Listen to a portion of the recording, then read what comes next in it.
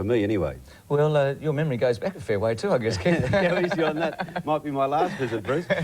When was your first cup? Oh, it was 22 years ago. Right. Things have changed, Keith. Keith, you've been going to the Derby for a lot longer than 22 years, but we haven't seen what happened yesterday with David Hayes and 6 winners. Well, it started out as Derby Day. It finished up as David's Day. Fancy 6 winners on Derby Day. And it was a record too because they were group and listed races. A world record, 6 group winners. And just as a measure of how hard that achievement is to obtain, Bruce, when Atalac won the Melbourne Cup in 1986, owned by Sheikh Hamdan, it was his only Group 1 winner for the season anywhere in the world. Yesterday, David Hayes has had 2 Group 1 winners and 4 other group winners. Yes, it was absolutely fantastic. As we take a look and just see what David Hayes achieved yesterday, Colin Hayes had the world record of 5 group winners, but they weren't on the one track, and that's nothing to take anything away from Colin. On February the 7th, 1987, Carp starred Wicked Smile at Talac, Send Me an Angel and Midnight Fever, all won group races. And then on November the 3rd, 1990, that was yesterday, David Hayes with Razor Rhythm, Wrap Around, Beachside Planet Ruler, Better Loosen Up, and Mount Olympus. An extraordinary performance, and well, they reckon Derby Day's a bit like Olympic final day, and David Hayes came up with 6 gold medals yesterday. He sure did, and Better Loosen Up, what a great horse he's turned out to be.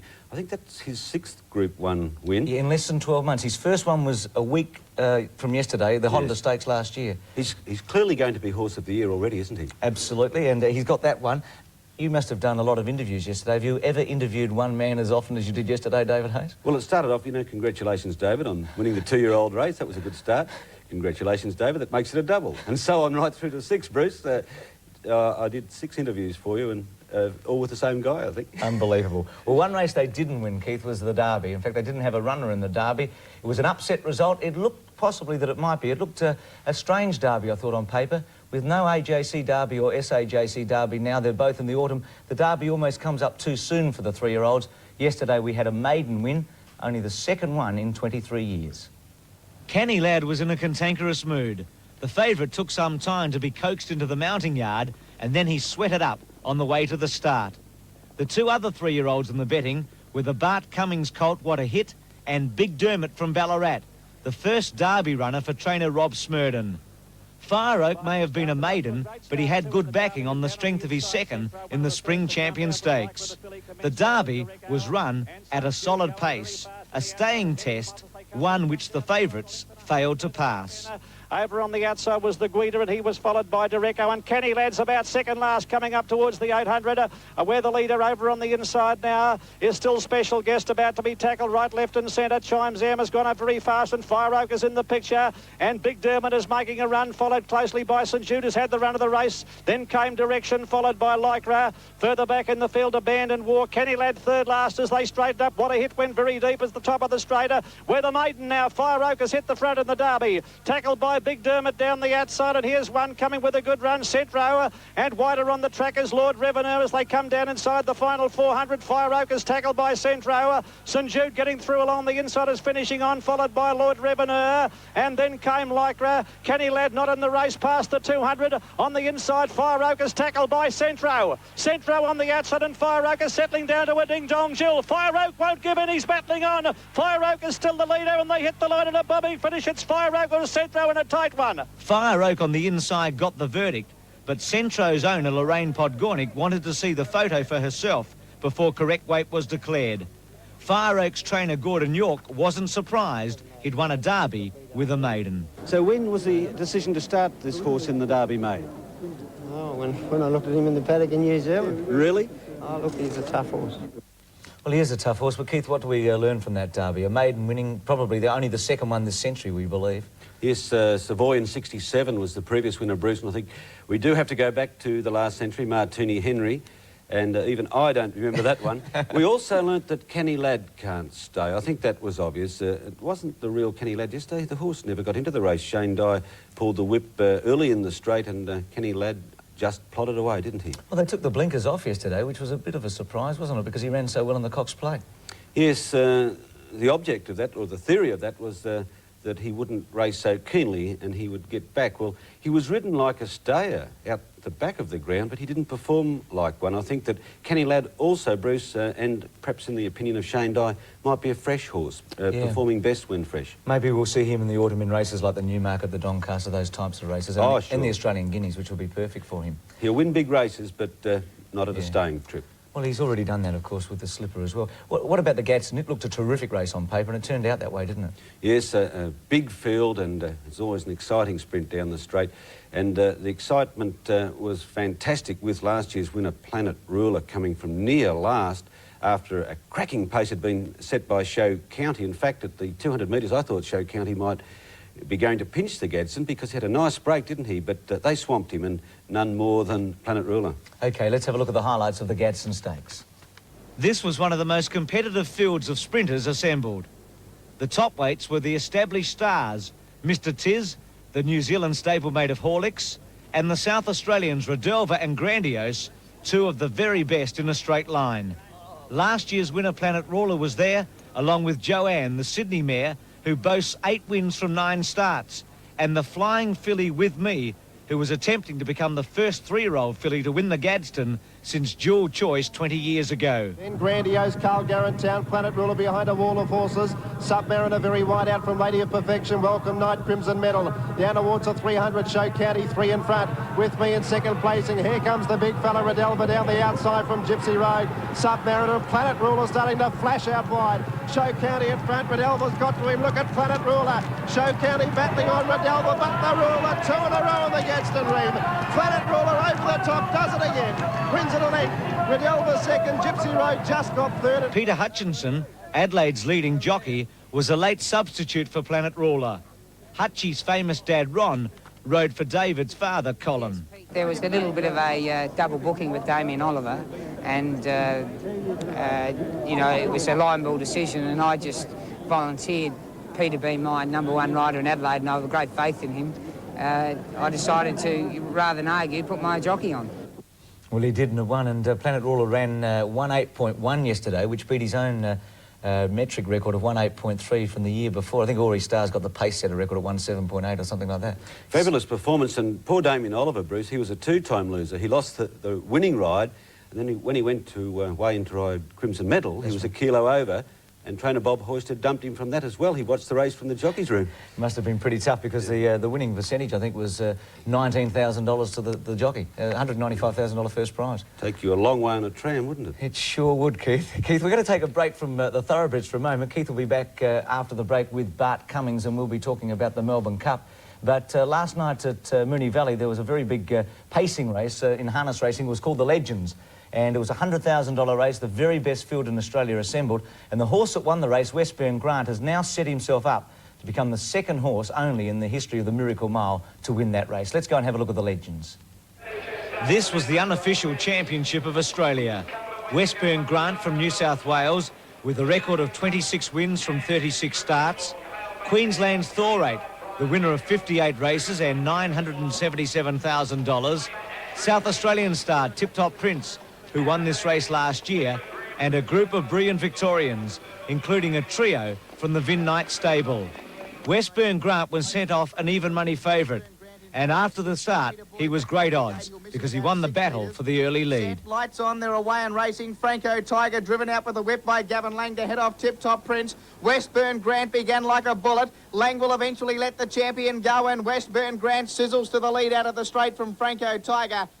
Once in front, Vic Frost slowed down the field, and he was perfectly placed for the charge to the post. 600 out, and the leader Westburn Grant by 2 metres, Our Meter Boy. No run for Franco Tiger. The leader still going very well. 1-1 We Own a Chief. Tip Top Prince with nowhere to go. He's bailed away. 3 back the fence. Then Rufus Youngblood. Next was Bonzatross from Amendment. Then wider out Alan Grant from Thorate, and Aberdeen. Something must be amiss with him. He's going very poorly. On the turn though, Westburn Grant's bolting. Frost can't hold him any slower. He turns for home 4 metres in front of Our Meter Boy. Wider out We Own a Chief with Rufus Youngblood. Franco Tiger getting out late. 100 out, Westburn Grant in front. Franco Tiger within 2 metres. Westburn Grant still in front though of Franco Tiger, who's getting pretty close on the line but didn't make it.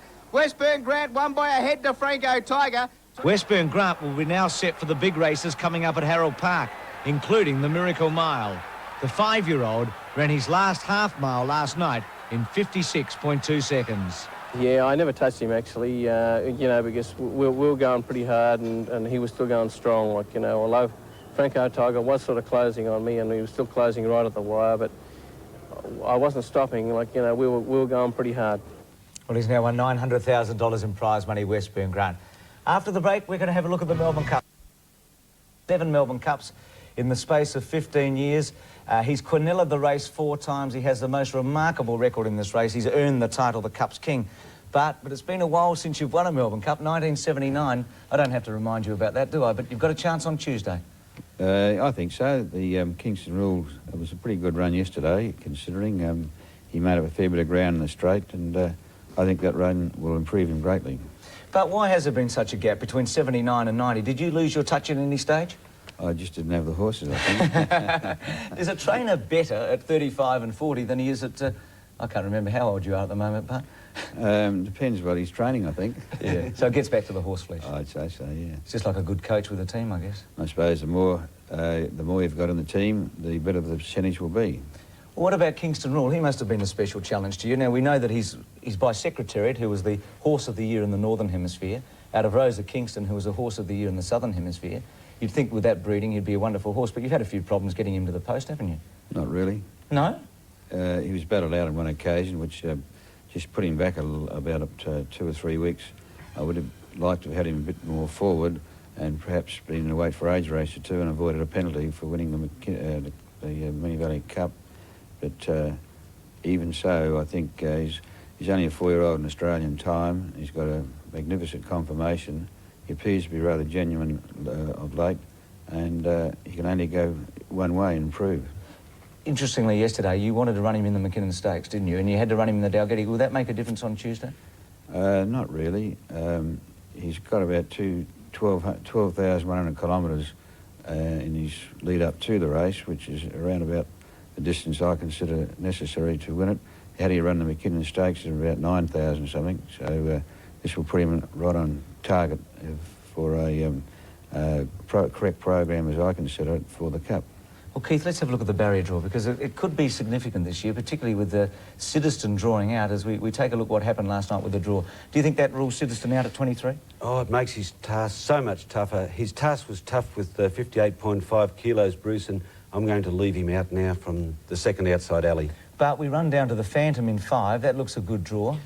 I think the Phantom's probably one of the better credentialed horses in the race, but so this season he hasn't been programmed to run over 1.5 miles, which really is against my principles of preparation for the horse, but I think he's a very talented horse and capable of winning it. Now, you'd think that barrier 1 would be terrific with Kingston Rule, but sometimes you don't like an inside draw in a Melbourne Cup. Oh, well, they do come across fairly quickly, but he's capable of being in a forward position if necessary, just to get out of the early crush. He ran second to Mount Olympus in the Dalgety, Bart, and that has lost its value a little as a Cup guide, the Dalgety. The last Dalgety winner to win the Cup was your horse, Think Big, 1975. Well, we'll prove it again, Keith. Is that right? I hope so. Shazura's in 13, and that's a pretty good draw for her, I think, because I think she has to be wide, don't you?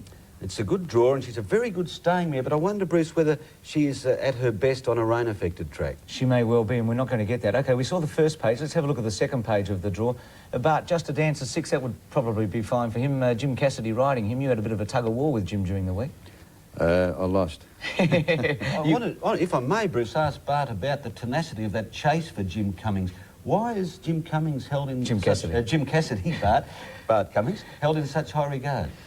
Well, he won on the horse, and he understood my horse. I don't think he's the tug-of-war was warranted, really. I just wanted someone who was familiar with the horse, and we then chose a jockey who was available in both races, and Darren Beedman fitted that bill, so we were quite happy now. He's got used to the horse on Saturday, and he gave me a very good report after the race. The horse did blow a fair bit, and he thinks he'd improve 3 or 4 lengths, which he'd probably have to win. OK, but let's have a look at the McKinnon and the Dalgety from yesterday, because these 2 races have been excellent guides over the years, even though Keith has reminded us that Think Big's the last horse to win a Dalgety. A few place getters, and win a Cup, a few place getters have done pretty well. The McKinnon and the Dalgety from yesterday. The McKinnon Stakes always provides a fascinating mix. The genuine weight for age stars, this year Better Loosen Up, Siddiston and Stylish Century, and the slower stayers, Terrific, Mr Brooker, Just a Dancer and Narbotto. The betting was a battle between Better Loosen Up and Stylish Century. This time Kevin Moses kept Stylish Century back to the field, and he started the long run for home at the 800 metres. On the turn in the McKinnon, and Stylish Century raced away. 500 metres to go, and he led by 4 lengths. Jewel Treasures in second placing. Better Loosen Up got the third. Kessam running on, followed by Sedestin out very wide. Just a Dance and Narbotto, Mr Brooker. 300 metres left to go. Stylish Century in front. Here's Better Loosen Up and Kessam down the outside. Stylish Century a length in front. Better Loosen Up wearing him down, and Kessam out wider than Mr Brooker. Stylish Century in front. Better Loosen Up getting to him. Stylish in front. Better Loosen Up wearing him down. Better Loosen Up with Clark go to the front end. He is a champion. Better Loosen Up wins the McKinnon by a neck. Stylish second, a gallant run. 3 away, Mr Brooker. It was a classic confrontation between two top horses, but Better Loosen Up again proved his superiority. I said earlier, you know, getting 4 winners, it sounds ridiculous, but if Better Loosen Up got beaten, I probably would have been slightly disappointed, and just a winner, it just topped the day off. Right, a Cox Plate, now a McKinnon Stakes. There would probably not be a better performed racehorse in the Japan Cup.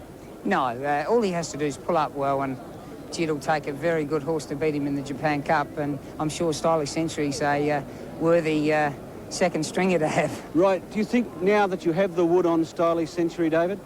Well, he's a great horse, and but I think, you know, you have to look at the way we rate. We give him a start every time, and we've beaten him every time, so I'm a bit biased. I'm probably the wrong person to ask, but I think we have.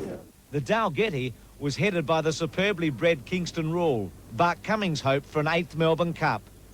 The equal favourites were the Freedman-trained Frontier Boy, being tested by Jim Cassidy, and Mantelpiece, who unfortunately was excitable and looked poorly on the way to the post. The grey Mount Olympus was rock hard. He needed to be fit to hold off Kingston Rule's late challenge. Kingston Rule's going to need luck, but he's going for a run in the centre, Beatman, and wide out was Frontier Boy as they straighten up in the Dalgety. They've got 400 metres to go. Love You Perth in front of Mount Olympus. Here's Kingston Rule down the outside, running on strongly from Springthorpe. Fabulous.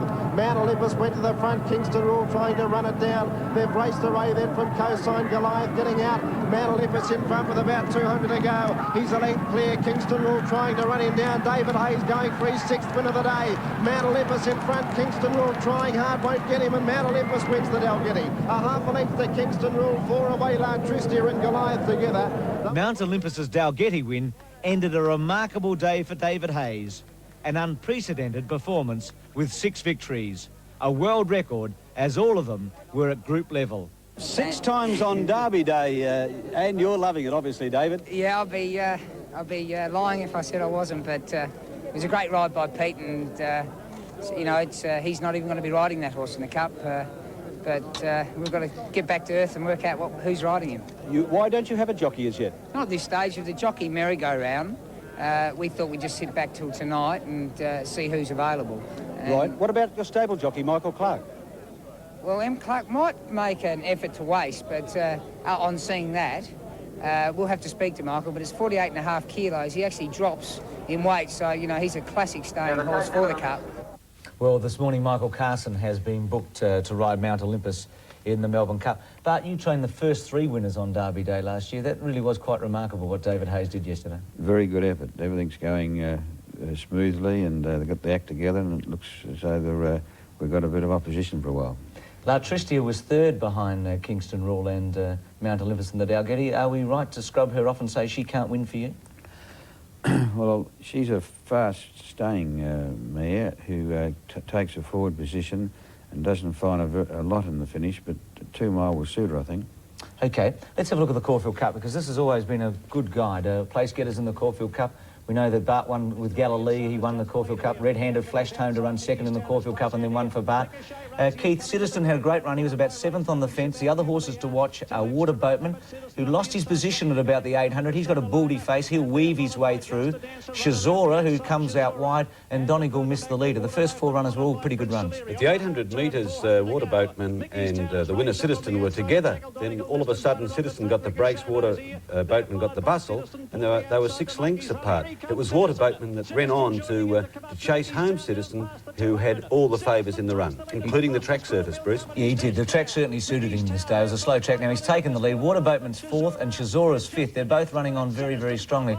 And Bart, over the years, horses that run on in the Caulfield Cup usually do pretty well in the Melbourne Cup. They usually win the Cup over the years, very often.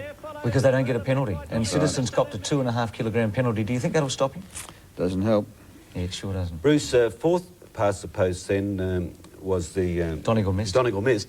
And this morning, Donegal Mist is a 50-50 chance of running in the Cup. He had a saddle on this morning for the first time for 4 days. He's had a back irritation that developed an abscess, and connections now give Donegal Mist a 50-50 chance of running on Tuesday. Well, one horse that didn't run in the Caulfield Cup was the Phantom. He stepped out in the Cox Plate. Let's have a look at his run, and also Shizora. They're both worth looking at.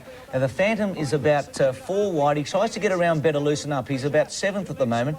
Shizora's a mile back. Stylish Sentry's leading. Canny Ladinson Judah chasing.